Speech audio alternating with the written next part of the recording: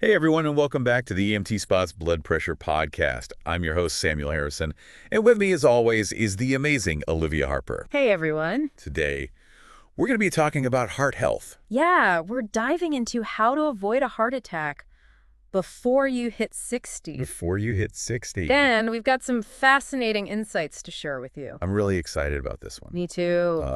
So I think we should just jump right into it. Let's do it. So first off, we've got a bit of a concerning trend we got to talk about. Yeah. And that is that heart attacks are actually on the rise. They are. For younger adults. We're even seeing it in people under 45. Under 45? I Yeah. mean, that's like half my age. It's alarming, isn't it? Yeah. It really underscores how important it is to be proactive about heart health. No matter how old you are. Absolutely. So let's get into the advice for today. Okay. Who are we hearing from? Today, we're going to be hearing from Dr. Evan S. Levine. He's a cardiologist at Mount Sinai Health. Yeah, okay. He's got some really practical advice to keep your heart healthy. Okay, so what's the first tip? His first tip is a classic. Quit smoking. Okay. I know you've probably heard it a million times, but it really can't be overstated. Smoking doubles your risk of a heart attack. Doubles. Wow, that's a pretty good reason to quit right there. It is. And it's not just about lung cancer either. Okay. It damages your blood vessels, Yeah. increases your blood pressure, and reduces the oxygen in your blood. Okay. Dr. Levine even cautions against cocaine use because it has similar effects on the heart. Got it. So tip number one, Mm-hmm. if you smoke, quit. Exactly. What else does Dr. Levine recommend? His next tip might surprise you. Okay, hit me. Ditch the sugary drinks. Really, I always think of those as more of like a weight gain or diabetes thing. Right, well, there's definitely a connection there. But a Harvard study found that sugary drinks increase your risk of heart disease, regardless of how much exercise you get. So even if I'm hitting the gym, the soda's still working against me. That's what the research is showing. These drinks are linked to high blood pressure, chronic inflammation, and high cholesterol. No more soda for me. What's tip number 3? Tip number 3 is skip the fast food. Oh, come on. I know. You got to take away my soda and my fast food. It's for your heart. Okay. But why specifically is fast food bad for your heart? Fast food is loaded with fat, calories, and salt, I see. all of which contribute to weight gain, high blood pressure, and high cholesterol. Okay. And those are all major risk factors for heart problems. People probably think, oh, if I just exercise more, Right. I'll be fine. Well, studies have actually shown that living near fast food restaurants is linked to a higher risk of heart failure. So it's not even just about what you eat. It's about your environment. Exactly. That's crazy. It's all connected. Okay, what's next on the list? Tip number 4 is get moving. So we're ditching the fast food. We're hitting the gym. Exactly. Okay. Regular exercise is one of the most powerful things you can do for your heart.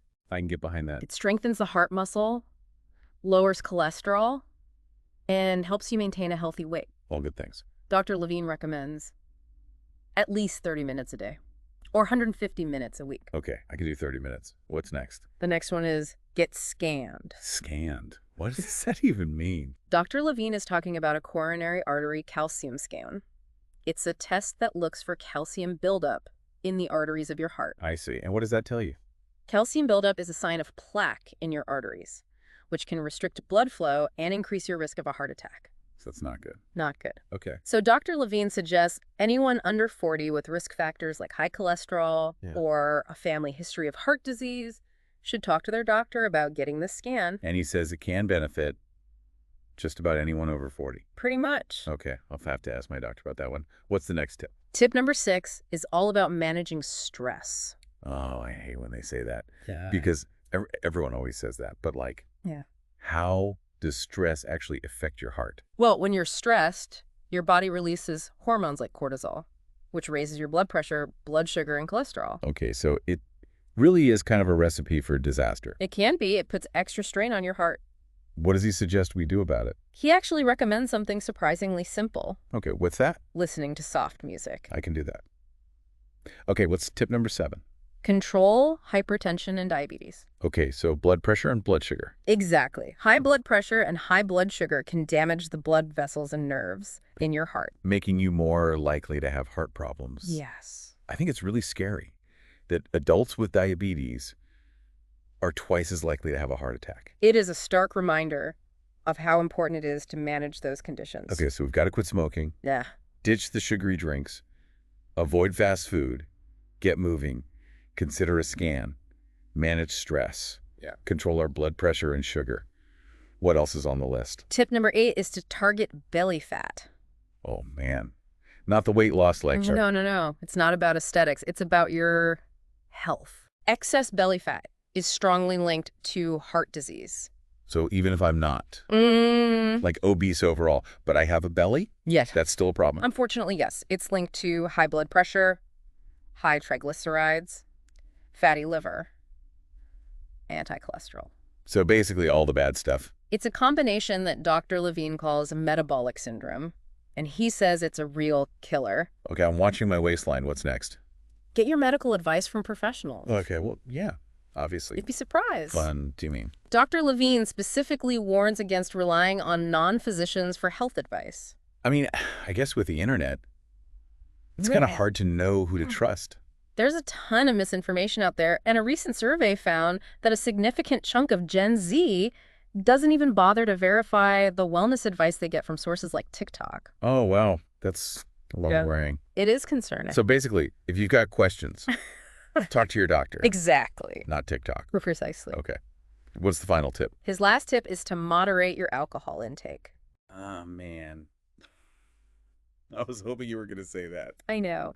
It's not always the most welcome advice, but drinking too much alcohol can really damage your heart. Okay. It can raise your blood pressure, damage the heart muscle, and even lead to irregular heart rhythms. So how much is too much? Dr. Levine suggests limiting yourself to 1 glass of wine per day. Okay. That's reasonable. I can do that.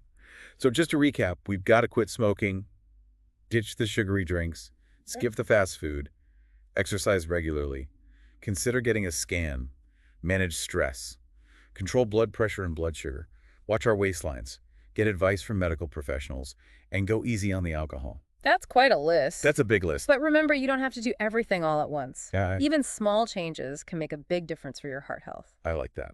So what's a good first step? Where should people start? I think the most important thing is to choose 1 or 2 changes that feel manageable for you. Maybe you decide to cut back on sugary drinks or, commit to a daily walk. Small steps, big results. Exactly. And, you don't have to go it alone. Talk to your doctor about your heart health. Any concerns you have is always a good idea. Yeah. I mean, they can help you create a plan. Yeah.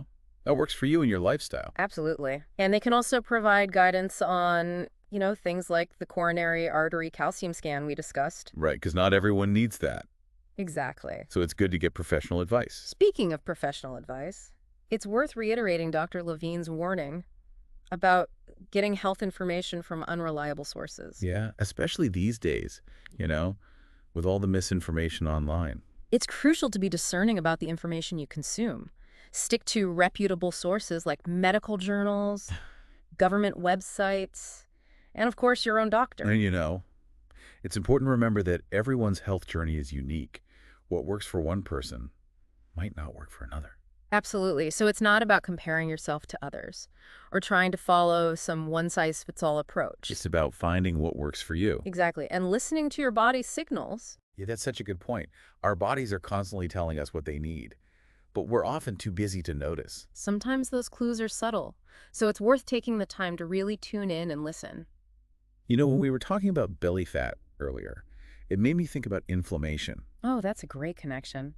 Inflammation plays a huge role in many heart conditions, and belly fat is a major contributor to inflammation throughout the body. Yeah, so it's like a vicious cycle.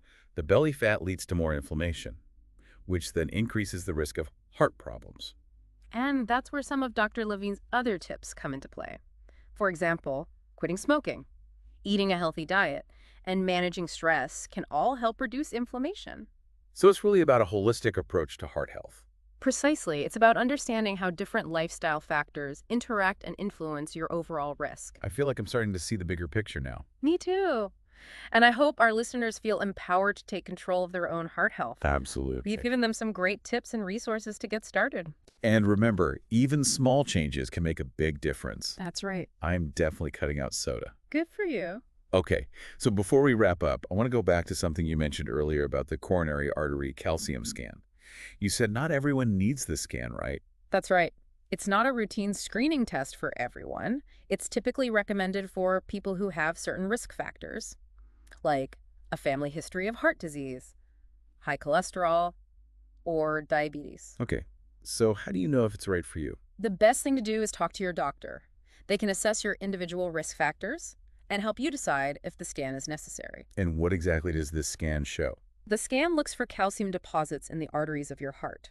These deposits are a sign of plaque buildup, which can narrow the arteries and restrict blood flow. So the more calcium you have, the higher your risk of a heart attack. Generally, yes. The scan results are given a score, and a higher score indicates a greater risk of heart disease. Okay, that makes sense. So what happens if you get a high score? Your doctor will likely recommend lifestyle changes such as those we've discussed today.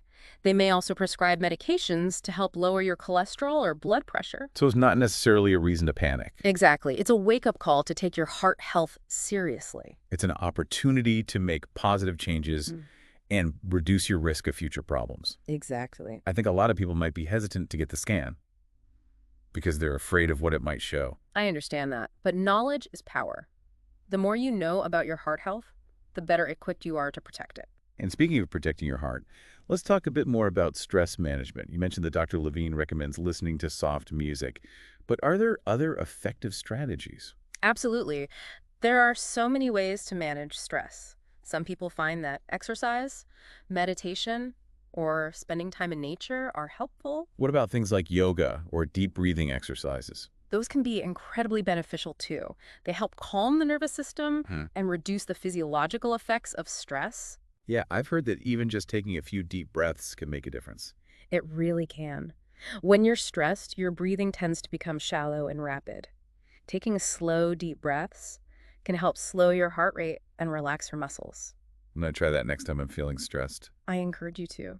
It's amazing how much such a simple technique can help. You know, we've talked a lot about the physical aspects of heart health, but I think it's important to acknowledge the emotional and mental aspects as well. Absolutely.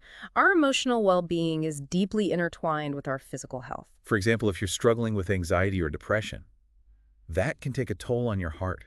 It's true. Chronic stress and negative emotions can contribute to inflammation and increase the risk of heart problems. So it's important to address those issues and, seek professional help if needed. I couldn't agree more. Taking care of your mental and emotional health is just as important as taking care of your physical health. It's all connected. Exactly. It's all part of a holistic approach to well-being. This has been such a great conversation. Me too. We've really delved into the complexities of heart health. It's such an important topic, and I'm glad we had the opportunity to discuss it in depth. I think our listeners are going to walk away with a much deeper understanding of how to protect their hearts. I hope so. We've given them a lot to think about and act on. Before we move on to our final thoughts, Uh-huh. I want to touch on one more thing that Dr. Levine mentioned, the importance of getting medical advice from professionals. Yes, that's such a crucial point.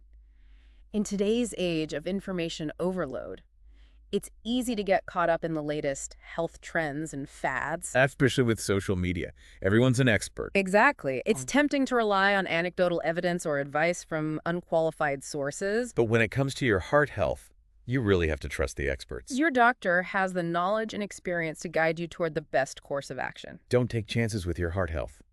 Seek professional advice and make informed decisions. I agree. So that leads us into our final takeaway for listeners. What's that? I think the biggest message we want to leave people with is that taking care of your heart is a journey, not a destination. I love that. It's not about reaching some arbitrary goal and then calling it a day. It's about making those choices every day that support your heart health. And it's never too late to start. Even if you've made some unhealthy choices in the past, you can always turn things around.